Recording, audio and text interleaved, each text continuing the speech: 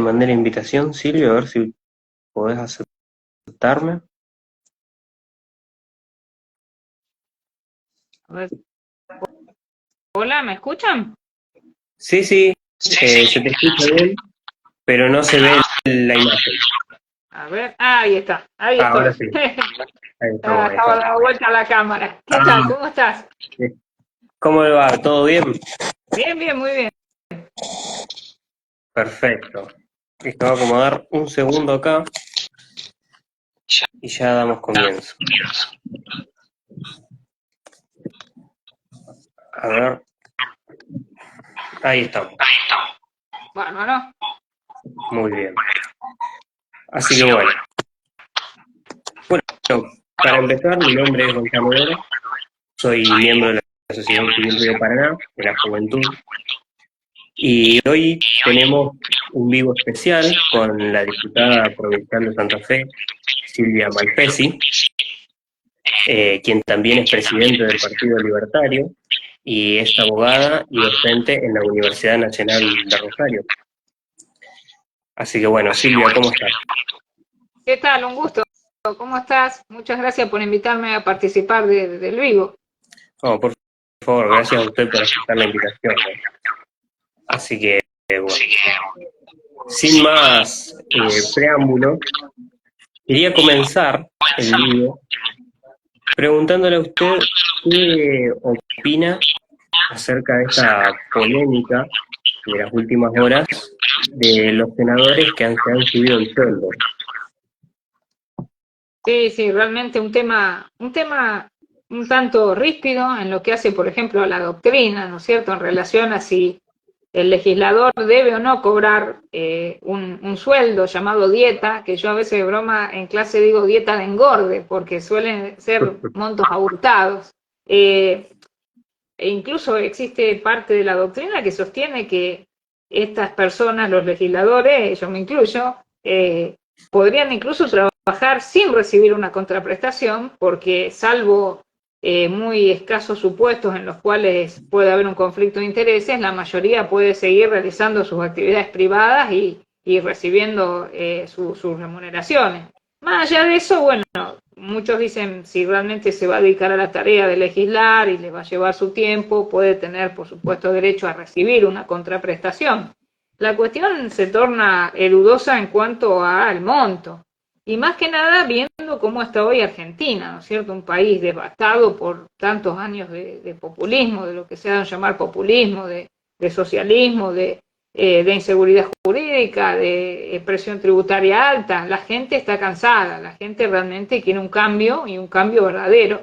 Y ese cambio yo creo que también se debe ver reflejado un poco en lo que hace a las remuneraciones a nivel de todo funcionario público, tomado en un sentido amplio, ¿no es cierto? Así que bueno, creo que no es muy feliz el tema de los aumentos en este momento de remuneraciones, porque realmente sabemos que como consecuencia de 70 años de malas políticas estamos en un momento de turbulencia, hay un reacomodamiento de muchas variables económicas y sabemos que hay mucha gente que no le alcanza su sueldo para llegar a fin de mes y es gente que quiere trabajar, o sea, no es gente vaga que se merezca estar en la pobreza. Por eso a veces esa dicotomía que se ve entre el mundo real, ¿no es cierto?, del pueblo y el Disney de la legislatura, duele y mucho. Bien, usted habló de que en este momento quizás no era lo más conveniente subirse los sueldos, ¿no? Lustó habló y dio declaraciones de que el sueldo de los senadores, tanto de senadores como de diputados, era muy bajo y no podía ser que esto sea así. ¿Usted qué piensa, digamos, con respecto a esto? ¿Está bien que los senadores cobren, sacando el contexto, ¿no?, económico en el que vive el país hoy en día, pero está bien que los senadores y diputados cobren un sueldo alto? Claro, el tema está en qué es lo alto, ¿no es cierto? ¿Qué es lo alto? No hay duda de que la tarea lleva su tiempo. Nosotros, por ejemplo, presentamos 3 proyectos de ley acá en Santa Fe Y bueno, es cierto, uno tiene que estudiar todo el plexo normativo, ver que no viole la Constitución, ver que no haya otra ley, que existe un conflicto después normativo entre dos leyes. Pero bueno, de ahí a decir que tienen que ser cifras ideales, yo creo que hay una diferencia abismal. La verdad, vamos a ser sinceros, qué sé yo, para la actividad legislativa hasta nos podrían, si uno dijera, mira, abandono mi actividad privada, nos reúnen a todos en un monasterio, nos dan un arroz con menudo y trabajamos a full y listo. Pero bueno, yo creo que se merece una contraprestación, pero una contraprestación razonable. Y los parámetros de razonabilidad también un poco van de la mano de la situación del país que vivimos. Esa es la cuestión. Con esto tampoco quiero significar que yo estoy segura que el programa de gobierno de Javier Milei, él sabe lo que hay que hacer y lo más importante es que está decidido a hacerlo. O sea, no va a parar en su estrategia y tiene muchas competencias, sobre todo en lo que hace a reducir la inflación. Y bueno, no porque lleguemos a ser un país próspero o un país sin inflación, tampoco los legisladores merecemos tener remuneraciones exorbitantes. El tema es el parámetro de razonabilidad para ese cálculo. Y yo creo que, por ejemplo, ha habido, sé que a nivel nacional ha habido podas importantes, por ejemplo, no me consta, pero a mí me cuentan que en su momento los legisladores tenían chequeras de avión y creo que si no la usaban iban y le devolvían el dinero, el tema choferes, el tema como si realmente ya fuera un séquito de reyes. Y yo creo que tiene que primar la austeridad. Recibir una remuneración, quizá no lo veo mal si uno un poco deja sus actividades privadas y bueno, necesita de un mínimo como para cumplir la función. Pero de ahí a hacerse rico en unos años por estar sentado en una banca y muchas veces sin hacer nada, porque a veces se ve que muchos legisladores, ¿no es cierto?, no presentan proyectos. Por ejemplo, hay una serie de, aparte de leyes, se pueden pedir pedidos de informe o comunicaciones, y un legislador cuando le dice, yo presenté 200 proyectos, capaz que de esos 200 proyectos 2 fueron leyes y el resto fueron otras normativas de otro tenor, que es mucho más sencillo su elaboración. Así que bueno, yo resumiendo creo que sí puede recibir una remuneración, pero tiene que ser una remuneración acorde a la función y lo más austera posible. ¿Y el gobierno nacional tiene alguna herramienta como para poder solucionar esto, digamos, con lo que la mayoría de la población no está de acuerdo? En general, bueno, en la mayoría de los regímenes, tanto federal como provinciales, las remuneraciones de los legisladores las fijan los mismos legisladores. Yo creo que en este estadio hoy lo que noto es que hay una gran diferencia entre lo que piensa la mayoría del pueblo y lo que piensa los legisladores, o al menos su mayoría. Esto se ve, por ejemplo, con las vallas que le han puesto a la aprobación de proyectos enviados por el presidente. Los proyectos que envió el presidente son prácticamente todo lo que fue sus propuestas de gobierno es lo que quiere ejecutar, o sea, no engaña a nadie y está tratando de ejecutar lo que prometió hacer. Y encuentra una valla porque parte de esas propuestas requieren del aval legislativo. Así que yo creo que en la medida que el pueblo siga apoyando en su mayoría, como lo hizo en la votación, en la medida que se vea que los resortes de índole económica, las variables económicas van mejorando, porque como sabemos la única causa de la desvalorización monetaria es la emisión y el presidente está decidido a no emitir y en eso se va a mantener en una postura irreductible, va a haber más apoyo de la población y yo creo que lo que va a pasar es que los legisladores van a sentirse más acorralados, con lo cual yo creo que una mayoría importante de las fuerzas políticas que componen el poder legislativo, yo creo que van a cambiar su postura y van a empezar a apoyar. Y lo mismo se va a ver en esto del tema de dietas, en el tema de ciertos privilegios que no se deben tener. Se van a reducir porque el mismo pueblo lo está exigiendo. Nosotros presentamos un proyecto para que el arte de curar, que es una obra social, sea optativa, no sea obligatoria, y el otro día en la puerta de la Cámara estaban muchas personas que tienen juicios bastante importantes, que estaban con unas pancartas apoyando el proyecto. Y bueno, eso está bueno, porque en principio yo veía bastante reticencia del resto de mis pares a aprobar el proyecto, y ahora cuando vieron que hay mucha gente que apoya, ya me dijeron, y lo vamos a ver, quizás se pueda llegar a aprobar con alguna modificación en relación. Nosotros también pedíamos que no se pague más una estampilla que se paga cuando, por ejemplo, se saca un certificado médico. Así que bueno, yo creo que es cuestión de que la población, sin producir obstaculizar la libre circulación territorial que está garantizada en la Constitución, o sea, sin cometer el delito del piquete, pero la población se expida y se haga escuchar. Yo creo que eso es la campana que va a hacer que muchos legisladores paren las orejas y cambien sus posturas. Bien. Usted, junto con su partido, junto con su bloque, han presentado un proyecto de ley que propone quitar el 30% de impuestos en las boletas de la EPE. Sí, en realidad es más o menos un 9%. Nosotros tomamos la boleta y vimos que en total, ¿no es cierto?, entre todos los impuestos, esto es contando la presión tributaria nacional, la de la provincia y las del municipio y comuna, vimos la de Rosario, habría que analizar las otras, del total que paga el usuario por la prestación del servicio público de energía eléctrica, más de un tercio, que a veces hasta es confiscatorio, son impuestos. Y nos pusimos a ver los provinciales porque estábamos en la órbita de la Cámara de Diputados de la provincia y vimos que los tres impuestos que se pagan, realmente, porque el argumento si los queremos sacar va a ser, ¿y qué hace la provincia? Le estás bajando sus arcas, no va a poder cumplir su función. Y en realidad, analizando los tres rubros, no van directamente al tesoro del Estado provincial. Un 6% va a municipios y comunas, que consideramos que es hora de que realmente se haga una administración más austera de los municipios y las comunas. Nosotros tenemos siempre trato con un intendente de Las Rosas, que él entró con déficit y hoy día tiene superávit para 6 meses de sueldos, e incluso ha bajado las tasas, la alícuota de las tasas municipales, Javier Meyer, y él dice, mira, el secreto es no chorear, te dice así directamente.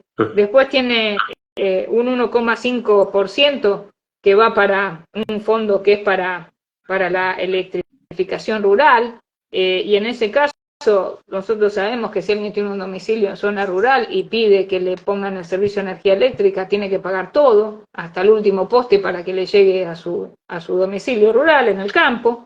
Y después hay una suma fija que está destinada a las energías renovables, que no lo vemos mal, pero realmente pensamos que en este momento quizás se puedan pensar en otras alternativas para cubrir este rubro. Es decir, en definitiva, si usted analiza los tres ítems, en la coyuntura actual no son urgentes y permitirían una baja en el monto que paga hoy el usuario en Santa Fe, todos los usuarios, de un 9%, que es una cifra que consideramos importante para reducir un poco este costo.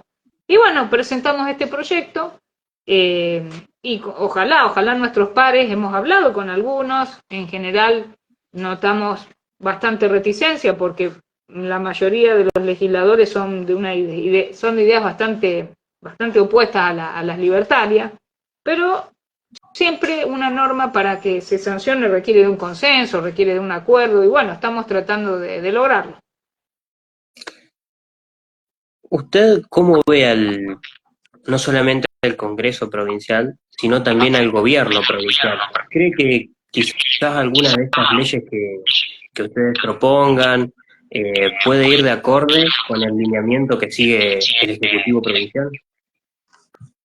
Ojalá que fuera así. En general, bueno, vemos bastante diferencias en cuanto a ideas. Si bien nosotros, desde que asumió el gobernador, ciertos proyectos de ley los hemos acompañado, porque no es cuestión de hacer una oposición ciega, sorda y muda. Por ejemplo, hemos visto con beneplácito algunas reformas que tiende mucho a la seguridad, por ejemplo, en lo que hace al Código Procesal Penal, ejecución de penas, una ley de inteligencia que la analizamos bastante y recortamos un poquito para no darle un poder que llegue a ser inconstitucional al gobernador. Así que bueno, en ese sentido vemos, al menos desde el plano legislativo, una intención muy plausible de tratar de lograr herramientas para combatir el grave problema de la inseguridad. Ahora, en lo que hace al plano de la economía, notamos que tenemos ideas muy, muy distintas.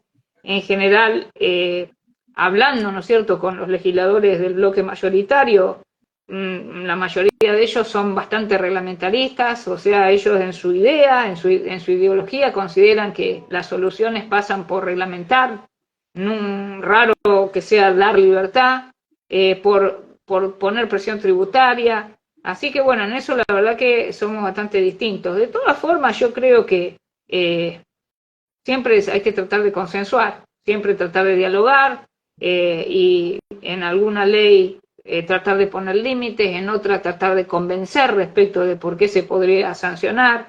La verdad que lo que nosotros notamos es que los proyectos que hemos presentado hasta ahora, mucha gente les gusta, los apoya, incluso gente que no es lo que podría llamarse liberal.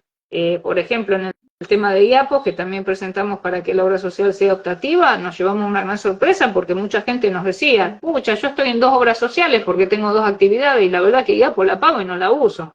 Otra gente que decía, la verdad que el servicio a mí no me gusta. El argumento de que se va a fundir IAPOS denota que sería malo el servicio, porque si es optativo y es bueno, no se va a ir la gente. Así que bueno, yo creo que es cuestión de seguir trabajando y ojalá lleguemos a puntos en común con los legisladores que representan al poder del gobierno, ¿no? Del gobernador. Sí, con el tema este de las obras sociales, ¿cuál es el mayor obstáculo que encuentran ustedes al momento de eliminar esta obligatoriedad en el tema de la afiliación? Y justamente hay gente que por ahí considera que si son optativas se van a fundir. Hay gente que le dice eso, le dice, y lo que pasa es que si vos la haces optativa, ya se va a ir toda la gente, ¿y qué va a pasar con esa obra social? Y en realidad nosotros pensamos que al revés, que dando libertad de opción, esto permite mayor competencia, y aparte vamos a ser sinceros, IAPOS es una obra social que tiene más de 500.000 de afiliados, realmente maneja una fortuna. Y bueno, lo que pensamos es que cuando uno tiene esos clientes coactivos, a la larga se achancha. Es como si yo acá en mi estudio jurídico me dijera, Silvia, mira, vos tenés por mes 2.000 clientes que van ahí sí o sí, vamos a ser sinceros. Y aparte, manejar una cifra tan sideral, también con esto de clientes coactivos y con esa cifra, puede ser un germen para cierta corrupción. Pensamos que la mejor forma es la competencia, generar una competencia sana en un mercado transparente. En general, le digo, las oposiciones no hemos tenido tanto de los usuarios, de los afiliados a estas obras sociales, muy poco. Hemos tenido reuniones donde algunos profesionales nos han indicado ese argumento, que temen que al irse mucha gente la obra social se funda. Pero bueno, si el servicio es bueno, nosotros pensamos que no. Y con este mismo pensamiento, con estas mismas bases, ¿no? Podemos aplicarlo a la educación también, ¿no? Sin duda que sí, en realidad hay que partir de la base de que siempre nosotros pensamos que lo privado es lo que sale más barato. Por una simple razón, porque manejar dinero de otro siempre es más sencillo. Si la persona está manejando dinero que no le pertenece, no va a ser tan responsable como con el propio. Está esa discusión del liberómetro, ¿no es cierto?, del súper libertario que dice, mirá, el Estado solamente tiene que cumplir 2 funciones que son seguridad y justicia y el resto dejársela al privado. Está el liberal más clásico que considera que también puede tener una injerencia en educación y en salud, en una actividad mixta, con participación privada. Pero bueno, yo creo que en educación no hay duda de que se requiere un replanteo bastante importante en varios aspectos. En primer lugar, en que el derecho a enseñar y aprender debe darse sobre una base de libertad. La libertad es la que da creación y no podemos tener un Ministerio de Educación que a rajatablas esté indicando lo que se debe enseñar y cómo, porque eso puede terminar en lo que es adoctrinamiento, que es peligroso y que lo hemos visto en la historia argentina. Yo recuerdo que una tía mía tenía un librito que decía amá papá, amá Perón, Perón es papá, era una cosa terrible. Y eso se ve muchas veces quizás más camuflado, pero reiterado para propender a imponer ciertas ideas. Aparte, cuanto más chica la persona, más fácil a veces entrar en ciertas ideas que seducen. Por eso me parece muy importante lo de la libertad a la hora de enseñar y aprender. Y otro tema, sin duda, el tema del financiamiento en la educación, ¿no es cierto? Se propone mucho la idea de entregar, que bueno, en algunos sectores ya se está haciendo, como un cheque al padre y que los padres decidan a dónde educar a sus hijos. Fíjese que hemos llegado a un sistema que tan hipócrita todo, que por ejemplo en Rosario se han dado casos de que había personas que se cambiaban el domicilio ficticiamente para que sus hijos puedan ir a una escuela porque le daban radios como zona. Si vos vivías en tal zona, vas a tal escuela, partiendo de la base de que se pensaba de que todas las escuelas tenían el mismo nivel de enseñanza. Y los padres a veces decían, ay no, yo quiero que vaya a tal escuela porque sé que es mejor. Con este sistema del cheque, el padre va donde le gusta más y se genera una competencia sana. Pero no solo eso, se genera una mejor administración de fondos, porque ahí el padre está apostando a una educación que le parece mejor y la competencia es sana en todos los aspectos. Claro, con respecto al tema este de la educación, ¿no? ¿Usted considera que ha habido cierto cambio de rumbo con respecto al gobierno anterior, provincial, ¿no? Y este que estábamos transcurriendo ahora. Bueno, ha habido algunas cuestiones, como por ejemplo en relación al presentismo, en relación a tratar de ver que nosotros también es un tema que lo estamos estudiando, hay toda una norma y unos estatutos en relación a los maestros y ha habido un abuso, ¿no es cierto?, en cuanto a la posibilidad de pedir una licencia. Los maestros, no digo todos, pero algunos se saben de memoria los artículos, los incisos y saben pedirse todo lo que puedan para no ir. No hay duda que la docencia es una vocación también en el fondo, pero bueno, he visto cierta intención del gobernador de modificar un poco esta cuestión. Se dice que atrás de cada aula hay dos maestros más por el tema de las licencias y eso genera un costo grande. Yo creo que ahí hay que poner bien la lupa y estudiar bien todo lo que es los estatutos, ¿no es cierto?, de los docentes. En cuanto a contenido, la verdad que no sé, eso lo tenemos que ver, si realmente se propende o no a una mayor libertad, que es lo que le digo que para mí es esencial en la educación, porque la buena educación, cuanto más libertad mejor, porque permite más creación.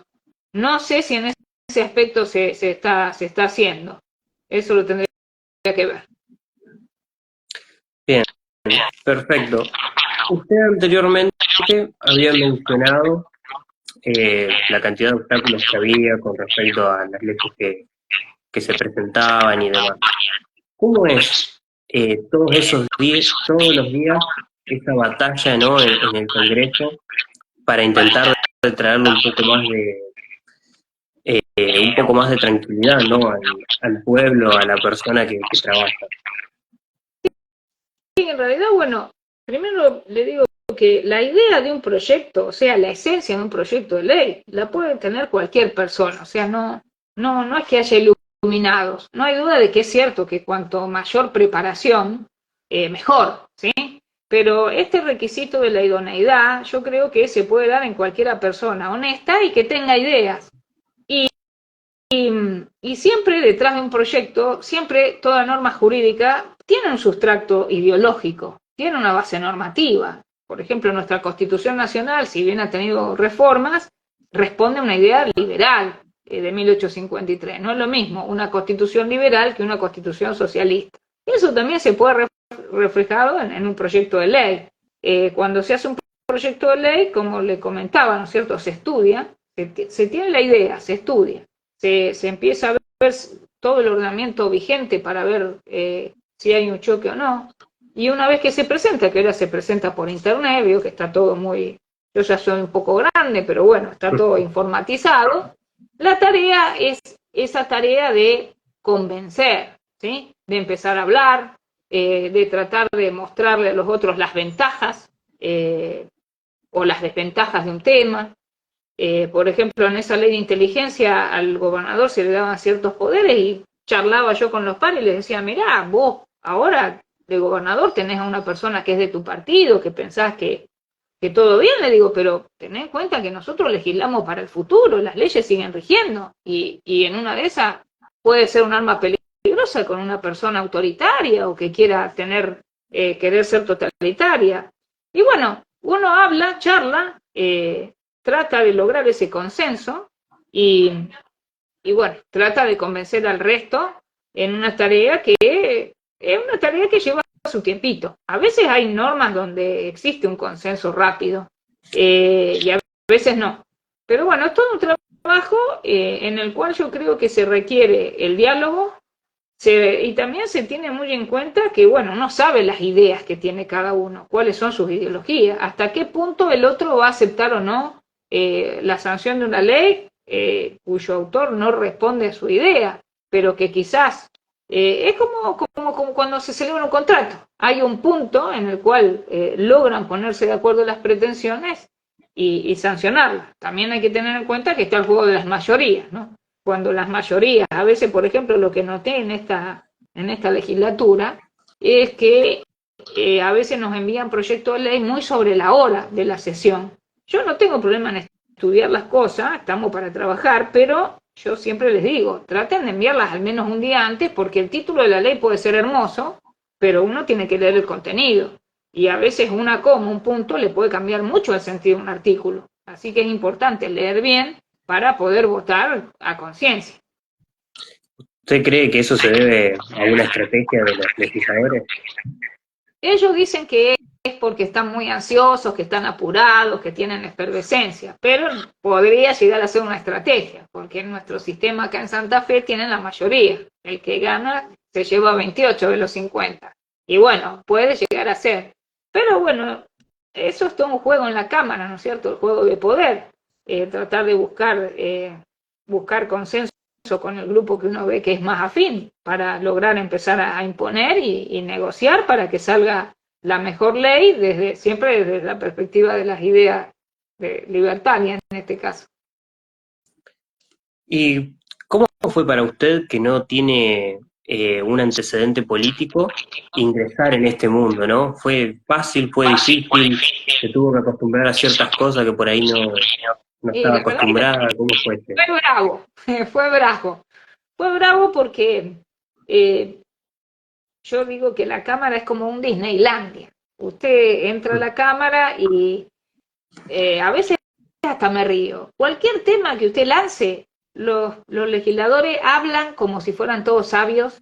Le pueden hablar 2 horas y media y no decir nada, eso es lo más lindo. O sea, piden la palabra. Por ejemplo, generalmente cuando terminamos de ver las leyes hay un tiempo para presentar declaraciones.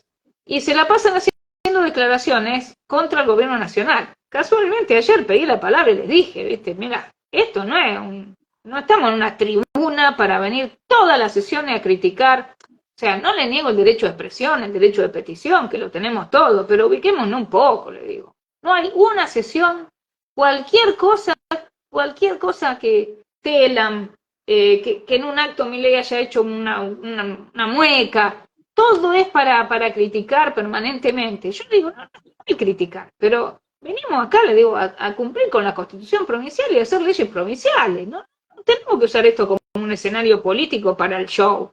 Realmente eso es bastante cansador. Después, bueno, en general, como les digo, yo veo que a veces se trata todo como de solucionar coactivo, con más normas, con más reglamento, con más presión tributaria. Ahí estoy yo en la comisión de de Medio Ambiente y en la Comisión Agropecuaria, y yo noto que, por ejemplo, sobre pretexto de proteger el ambiente, que no lo veo mal y que incluso va de la mano de las ideas liberales, lo que se quiere recaudar, yo lo veo, porque siempre, oye, vamos a ponerle una oblea al quesito que cumpla con tal cosa, pero esa obleita la tiene que pagar el quesero en cada quesito, ¿y quién la termina pagando? El pueblo trabajador.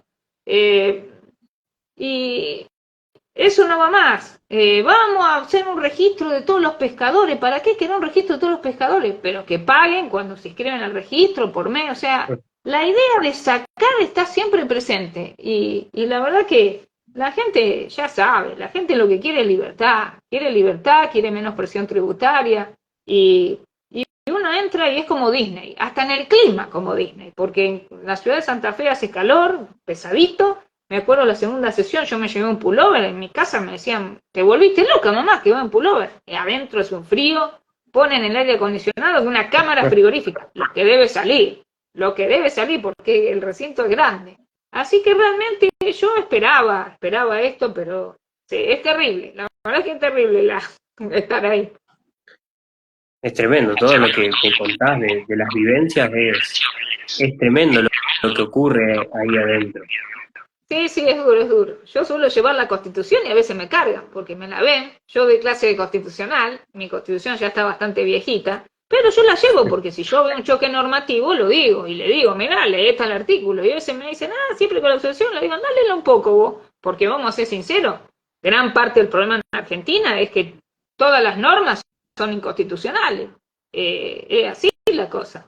Ayer estábamos hablando de la posibilidad de que los farmacéuticos hagan soluciones para repelente de mosquitos. Sí, dice, vamos a darle permiso para que lo hagan. Y en realidad lo pueden hacer. Porque en la mente socialista no sabe que la Constitución dice que todo lo no prohibido está permitido. Después, bueno, empezamos a ver y dice, está permitido, pero no puedes toquear, ¿no es cierto? Y uno tendría que analizar por qué. Porque siempre, yo creo que una reglamentación valedera tiene que ser si protege la salud o la seguridad. Todas las demás son nefastas. Así que realmente estábamos discutiendo, me da risa porque hay un laboratorio que es del Estado y dice, estamos produciendo. Yo digo, bueno, con la velocidad del Estado van a morir todos los mosquitos y va a venir el repelente. Pero bueno, ¿qué le vamos a hacer? Es así. Bueno, ya pasamos por la educación, pasamos por la salud. Vamos a hablar ahora un poco de lo que es la inseguridad. Inseguridad o seguridad. Increíble. ¿Cómo es el tema de la inseguridad en la provincia de Santa Fe? Terrible, realmente terrible.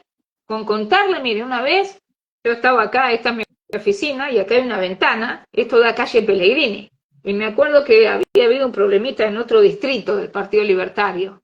Y me habían nombrado como mediadora para ver si los podía amigar. Había dos bandos en una provincia y habíamos hecho un Zoom para charlar. Y me acuerdo que mi mamá me dice, no te vayas tarde, tené cuidado que es peligroso. Y bueno, vio que cuando son cuestiones políticas se habla, hay que lograr el consenso. Se hizo un poco tarde. Sí. La cuestión es que yo me fui y a los 15 minutos siento los tiros. Le balearon acá la parrilla de enfrente. Yo decía, Dios mío, una bruja, mi madre. No, la inseguridad terrible, terrible. Es un problema grave. Yo creo que la verdad es difícil encontrar gente idónea en el tema. Nosotros a veces hemos convocado gente que te viene con un currículum espectacular, que estuve acá, que estuve allá, y cuando uno le pregunta hace agua. Es un tema jodido. De todas formas, yo creo que, primero que nada, hay que depurar las fuerzas policiales. Con esto no quiero decir que todos los policías sean malos, pero vamos a ser sinceros, se necesita realmente. Yo creo que el primer paso para poder solucionar el problema de la inseguridad es que tiene que ser gente incorruptible y realmente que sepa, idónea. Esto es como colocar, y acá voy a nombrar un personaje que los que veían Los Intocables, que era una serie, yo era chiquitita, en mi casa se veía, Eliot Ness, tiene que ser una persona realmente, ¿por qué? Y porque el narcotráfico maneja mucho dinero, y si se maneja mucho dinero se necesita gente realmente incorruptible que esté en este tema. Y depurar las fuerzas policiales, y la verdad que yo no sé cuántos policías se necesitarían, pero yo creo que tenemos que volver un poco al policía de barrio, al policía que conoce la idiosincrasia de su zona. Yo salgo de acá, le pregunto a un policía una calle y me dice, mira, me mandaron hace 2 días de otra población, y me parece que eso no está bien. Sin llegar a lesionar lo que sería el derecho a la intimidad, ¿no es cierto?, de la persona, realmente que el policía conozca los movimientos y por otra parte también que esté bien dotado ese policía, que uno lo ve y que realmente tenga un armamento que dé miedo, ¿sí? Yo creo que eso es esencial para lograr una política de seguridad. Pero ya le digo, es un tema complejo y que se requiere gente que entienda y que sepa muy bien del problema y por sobre todas las cosas, incorruptible. Sí, bueno, yo soy de acá de Santa Fe Capital y la mayoría de los policías que salen de estudiar se los mandan para Rosario, ¿no? Porque bueno, allá se necesita más personal y otros temas.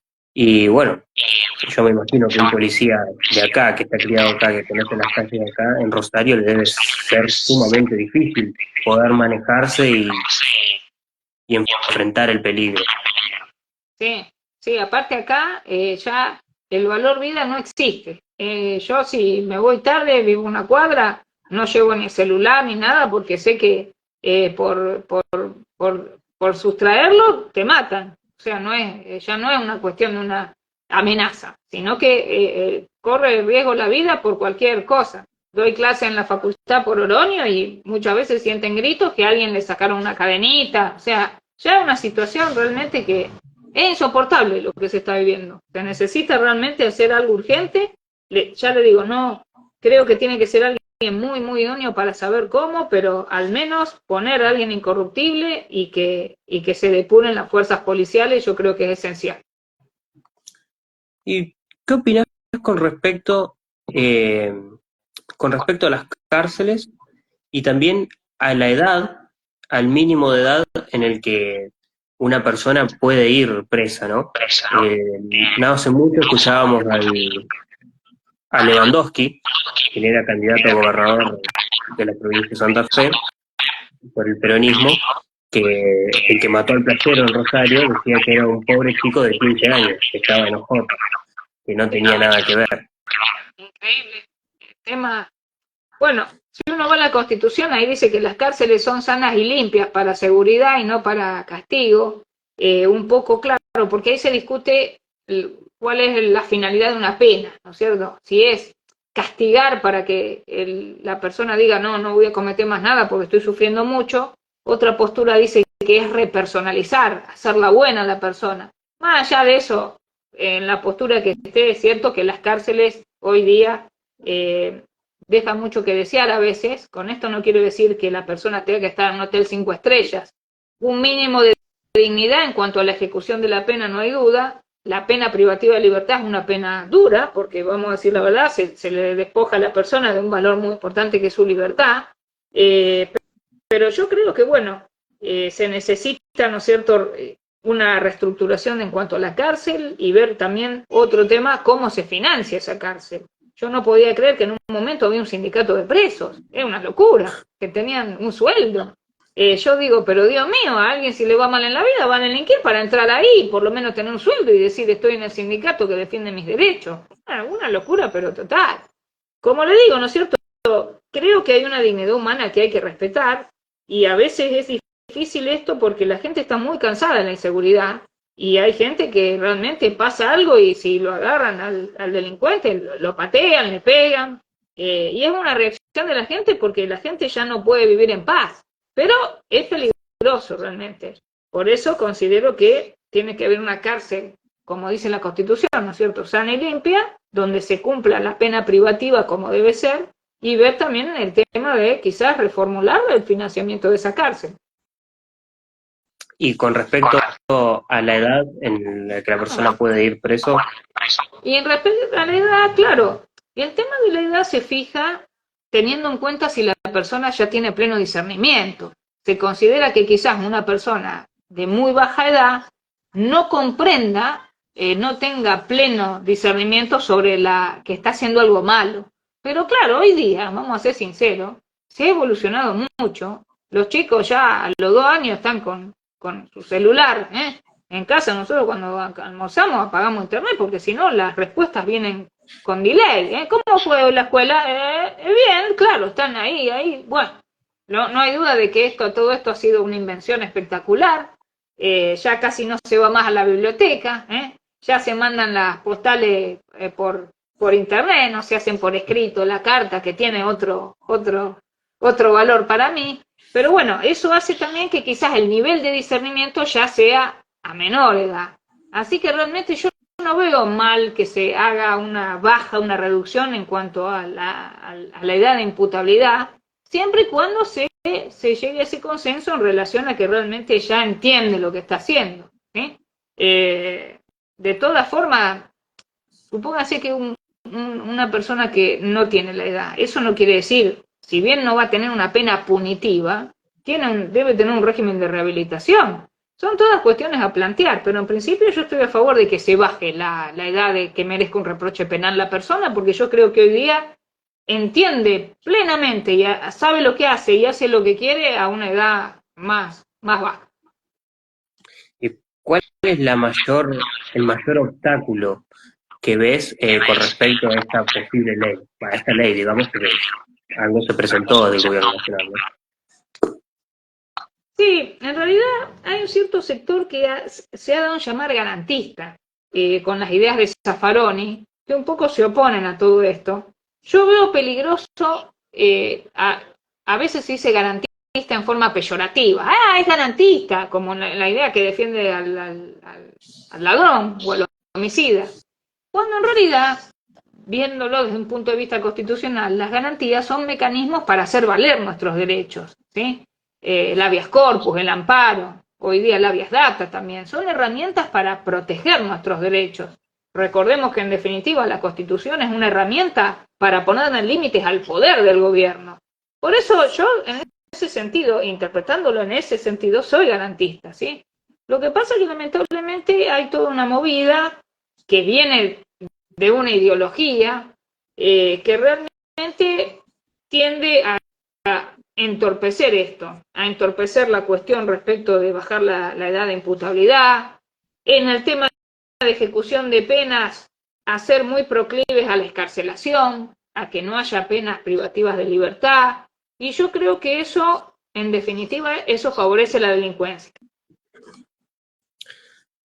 Bien, y con respecto a los esfuerzos del gobierno nacional, de la ministra de Seguridad Patricia Bullrich, ¿crees que están teniendo relevancia con el tema del narcotráfico, la inseguridad en lo que es la provincia?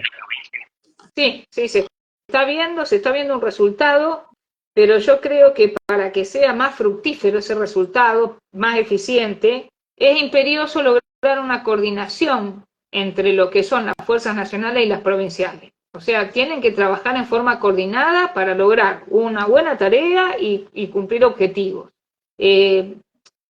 Hasta incluso hoy día, evitar los piquetes. Yo siempre decía, qué buena señal sería que el gobierno diga, mire, usted tiene el derecho de peticionar, de expresarse. Usted puede ir con una pancarta a una plaza, puede ir a una vereda siempre que sea un pedacito, pero usted no puede cortar una calle. Porque ya quedó tan la idea de que, vamos a reclamar, cortemos la calle. Puede venir un policía, pueden venir bomberos, puede venir una ambulancia, puede venir un abogado que le vence el plazo. Generalmente los abogados vamos al último día, le está por vencer el plazo para presentar un escrito. Entonces, lo que hay que hacer es dar orden, dar seguridad. Yo veo que Patricia Bullrich lo está haciendo, está encaminada en eso, pero lo que se requiere es una coordinación muy buena también con las fuerzas provinciales. En realidad, la seguridad en principio es un tema que es competencia de las provincias, pero hoy estamos desbordados y yo creo que se requiere un trabajo coordinado junto con Nación. ¿Cómo ves el tema de las Fuerzas Armadas, de militarizar, ¿no?, en la provincia? Bueno, en principio existirían leyes, ¿no es cierto?, que lo impiden, pero bueno, la verdad, yo veo que si estamos en una situación muy caótica y con la inseguridad ya es una cosa que se produce todos los días, y se producen homicidios como los que hemos tenido últimamente en Rosario, que en definitiva, si uno analiza, lo que están tratando de lograr es paralizar la ciudad, porque eso es lo que lograron por varios días. y encima a veces hay un periodo de paz y vuelve a pasar algo así terrible. No, yo quizás no haría mal que hubiera planteos para derogar las prohibiciones legales y que pudieran actuar las Fuerzas Armadas. Si bien, claro, ellos lo que sostienen es que en principio están preparados para guerras contra otro Estado, ¿sí? Para un conflicto bélico contra otro Estado. Pero bueno, si ya estamos en una situación en la cual vemos que realmente hay un enemigo que es todo lo que es narcotráfico y todo lo que es la inseguridad, yo creo que enfocarlo como enemigo, por supuesto siempre cumpliendo con las leyes, no estoy hablando de ejercer la fuerza en forma ilegal, cumpliendo con el debido proceso. La gente está tan cansada que a veces no le gustan estas garantías. ¿Qué debido proceso? Te dice, si entran y salen. Yo creo que es necesario en eso hacer juicios orales, que ahora Puyar un poco abrió la puerta, pero para muy pocos casos. Se requiere una celeridad procesal, que se va a lograr con la oralidad. Es decir, se requiere una serie de modificaciones y bueno, eventualmente podría entrar en juego el tema de el tema de las Fuerzas Armadas. Perfecto. Y ya para ir cerrando este vivo, ¿qué opinás acerca del movimiento antipiquete, no el movimiento, el protocolo, perdón, antipiquete, establecido por el gobierno nacional? Bueno, no está mal para llevar un orden, pero la verdad yo siempre en clase decía que no se requería ningún protocolo, porque la obstrucción de la libre circulación territorial es un delito, está garantizada hasta en la propia Constitución Nacional.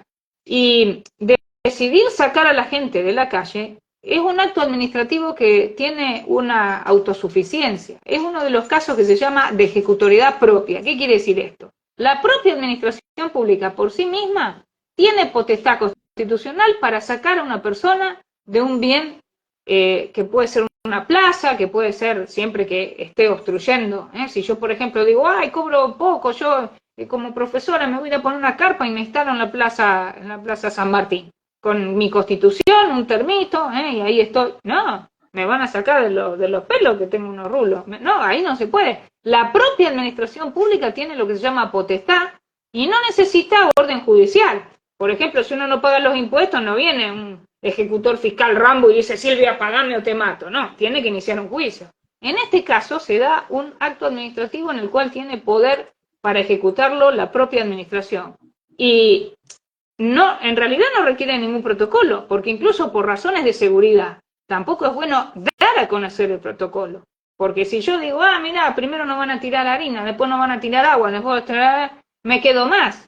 Para mí esos protocolos no lesionan a la República que eso sea secreto, porque hace a una más efectiva forma de terminar con el piquete.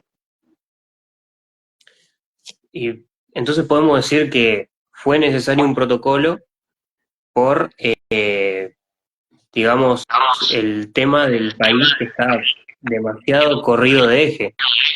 Exactamente.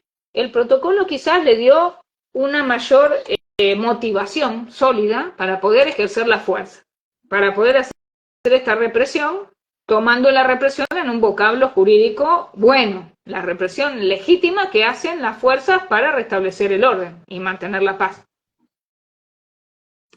Perfecto.